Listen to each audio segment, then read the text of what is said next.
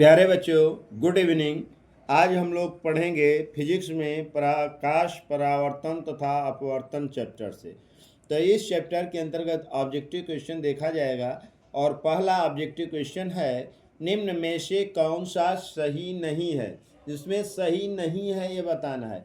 तो प्रकाश विद्युत चुंबकीय तरंग है, प्रकाश सीधी रेखा में गति करता है, प्रकाश अनुप्रस्थ तरंग है, प्रकाश अनुदैर्ध्य तरंग है। तो यहाँ पर बता दें प्यारे बच्चों कि ए बी सी कथन सत्य है, डी कथन असत्य है। तो इसमें क्या कथन गलत है? प्रकाश अनुदैर्ध्य तरंगे है, यह कथन गलत है। क्योंकि प्रकाश जो होता है विद्युत चुंबकीय तरंग होता है, प्रकाश सीधी रेखा में परिगमन करता है, प्रकाश अनुप्रस्थ तरंग होता है। ये तीनों कथन सत्य है। आइए देखते हैं दूसरा क्वेश्चन। समतल दर्पण की फोकस दूरी होती है तो 0 होता है, बी का राय अनंत होता है, सी का राय 25 सेमी होता है, डी का राय -25 सेमी होता है।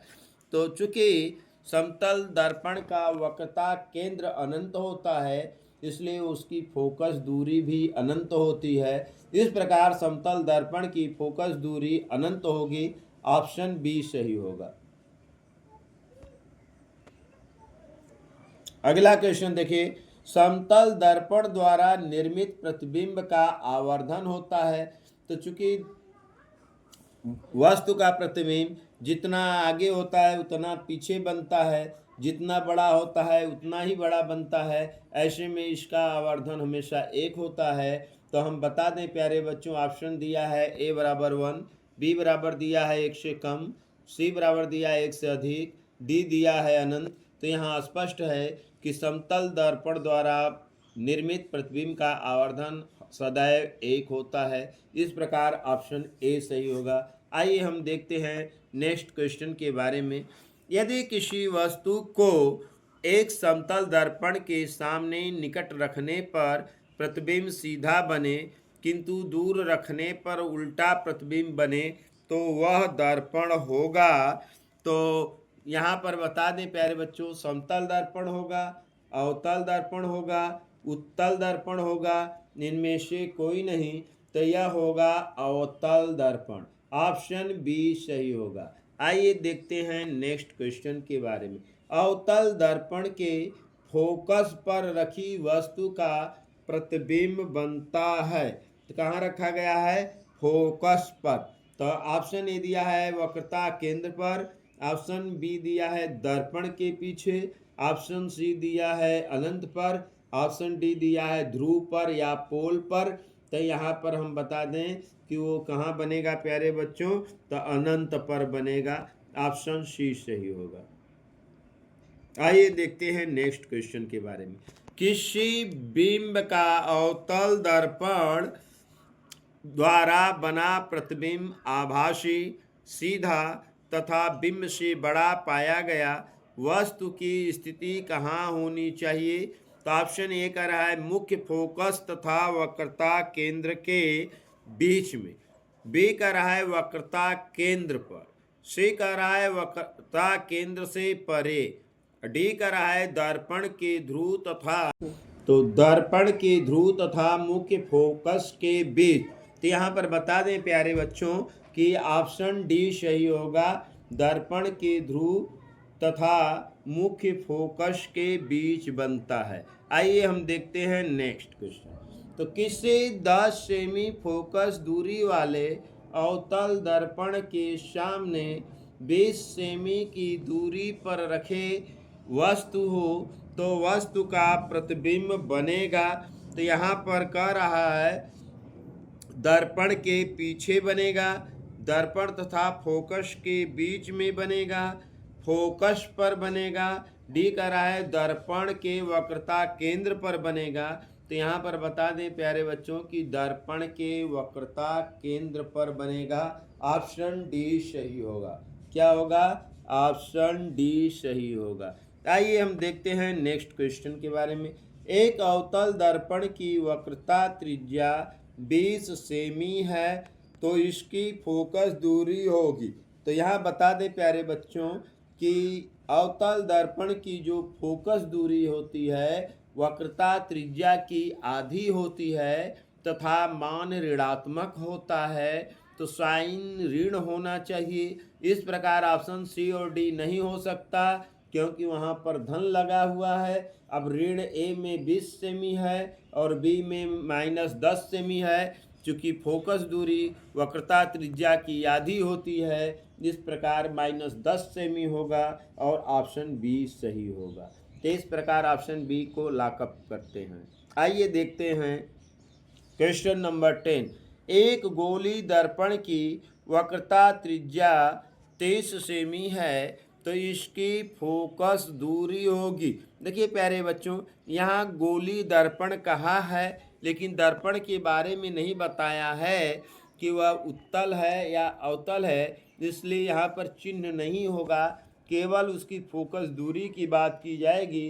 तो गोली दर्पण की फोकस दूरी जो होती है उसके वक्रता त्रिज्या की आधी होती है। इस फॉर्मेट को ध्यान में रखना है। अब ऑप्शन पर आते हैं। ऑप्शन ए दिया है 10 सेमी, ऑप्शन बी दिया है 15 सेमी, ऑप्शन सी दिया है 23 सेमी, ऑप्शन डी दिया है 60 सेमी। चूंकि आधा होता है वक्रता त्रिज्या का, इस प्रकार 15 सेमी होना चाहिए। ऑप्शन बी सही होगा। कौन सही होगा? ऑप्शन बी सही होगा। आइए देखते हैं नेक्स्ट क्वेश्चन के बारे में। कह रहा है 11 क्वेश्चन, उत्तल दर्पण की फोकस दूरी जिसकी वक्रता त्रिज्या 32 सेमी है होगी। अभी मैंने बताया कि उत्तल दर्पण की फोकस दूरी उसके वक्रता त्रिज्या की आधी होती है तथा धनात्मक होती है। तो चूंकि 32 सेमी है वक्रता त्रिज्या, तो उसका आधा 16 सेमी होगा। इस प्रकार ऑप्शन बी सही होगा। जबकि ऑप्शन ए दिया है 32 सेमी, ऑप्शन बी दिया है 16 सेमी, ऑप्शन सी दिया है 64 सेमी, ऑप्शन डी दिया है 8 सेमी। तो यहाँ पर ऑप्शन बी लॉकअप होगा, 16 सेमी होगा। आइए देखते हैं नेक्स्ट क्वेश्चन। वक्रता त्रिज्या का मात्रक होता है, तो ऑप्शन दिया है मीटर, सेंटीमीटर, मिलीमीटर, ये सभी। तो चूंकि वक्रता त्रिज्या लंबाई होता है तो उसका मात्रक मीटर भी हो सकता है, सेंटीमीटर भी हो सकता है, मिलीमीटर भी हो सकता है। तो यहाँ पर हम कहेंगे कि ऑप्शन डी सही होगा, ए सभी। अगला क्वेश्चन है, किसका दृष्टि क्षेत्र सबसे अधिक होता है? यह मोस्ट इम्पॉर्टेंट क्वेश्चन होता है। तो यहाँ पर दिया है समतल दर्पण का, बी दिया है उत्तल दर्पण का, सी दिया है अवतल दर्पण का, डी दिया है उत्तल लेंस का। तो ऑप्शन बी सही होगा, उत्तल दर्पण का। क्या कौन सा सही होगा प्यारे बच्चों? ऑप्शन बी सही होगा, उत्तल दर्पण का दृष्टि क्षेत्र सबसे अधिक होता है।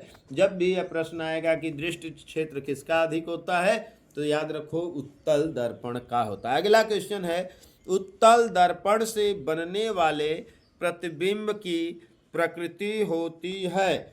तो क्या होता है? वास्तविक व सीधा, आभासी व सीधा, आभासी व उल्टा, वास्तविक व उल्टा। तो यहाँ पर बता दें कि आभासी और सीधा होगा। इस प्रकार ऑप्शन बी सही होगा। क्या सही होगा? ऑप्शन बी सही होगा। आइए हम देखते हैं अगला क्वेश्चन। कोई दर्पण किसी वस्तु का प्रतिबिंब सदैव सीधा बनाता है। कह रहा है कोई दर्पण किसी वस्तु का प्रतिबिंब सदैव सीधा बनाता है। दर्पण है केवल समतल, केवल अवतल, केवल उत्तल, या तो समतल अथवा उत्तल। यहाँ पर ऑप्शन डी सही बैठता है, या तो समतल होगा या फिर उत्तल होगा। इन्हीं के द्वारा प्रतिबिंब हमेशा सीधा बनता है। और आगे देखते हैं क्वेश्चन। अगला क्वेश्चन है, किसी उत्तल दर्पण की फोकस दूरी 10 सेमी है, दर्पण की वक्रता त्रिज्या होगी। तो यहाँ बता दें प्यारे बच्चों कि दर्पण की वक्रता त्रिज्या फोकस दूरी की 2 गुनी होती है। चूंकि फोकस दूरी 10 सेमी दिया है तो वक्रता त्रिज्या 20 सेमी होना चाहिए। ऑप्शन ए कह रहा है 10 सेमी, ऑप्शन बी कह रहा है 20 सेमी, ऑप्शन सी कह रहा है 23 सेमी, ऑप्शन डी कह रहा है 40 सेमी। यहाँ ऑप्शन बी सही होगा, तो कितना होगा वक्रता त्रिज्या? 20 सेमी होगा। अगला क्वेश्चन हम देखें, उत्तल लेंस द्वारा किसी वस्तु का वास्तविक उल्टा एवं बड़ा प्रतिबिंब बनाने के लिए वस्तु को रखना चाहिए। तो यहाँ पर होगा, क्या होगा? लेंस के फोकस पर, लेंस से 2f दूरी पर, लेंस से f तथा 2f के बीच, और डी करा है 2f से अनंत के बीच। तो यहाँ पर बता दें कि लेंस से f और 2f के बीच में रखना चाहिए। ऑप्शन सी सही होगा। आइए देखते हैं नेक्स्ट क्वेश्चन। अगला क्वेश्चन है, दर्पण के परावर्तक तल के मध्य बिंदु को दर्पण का कहते हैं, ध्रुव कहते हैं, द्वारक कहते हैं, मुख्य फोकस कहते हैं, वक्रता केंद्र कहते हैं। तो मुख्य मध्य बिंदु को ध्रुव कहा जाता है, पोल कहते हैं। ऑप्शन ए सही होगा। आइए देखते हैं नेक्स्ट में। एक गोली दर्पण की फोकस दूरी f और वक्रता त्रिज्या r है में अभिष्ट संबंध होगा। यह संबंध क्या होगा प्यारे बच्चों?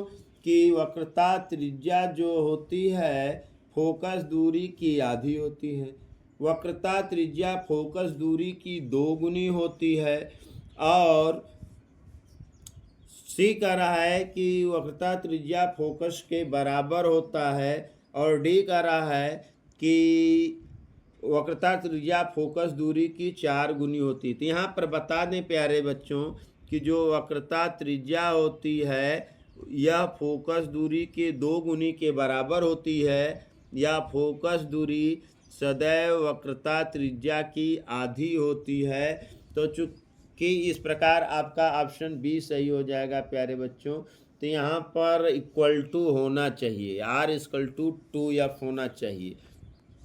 अगला क्वेश्चन आइए देखते हैं। यदि आपतन कोण I तथा परावर्तन कोण R हो तब अपवर्तित किरण का विचलन होगा।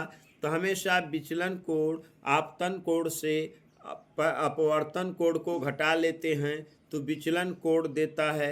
इस प्रकार I माइनस R होना चाहिए।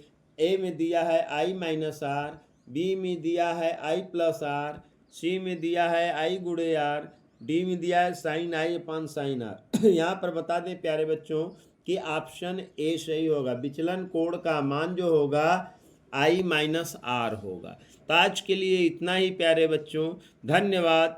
जय हिंद, जय भारत।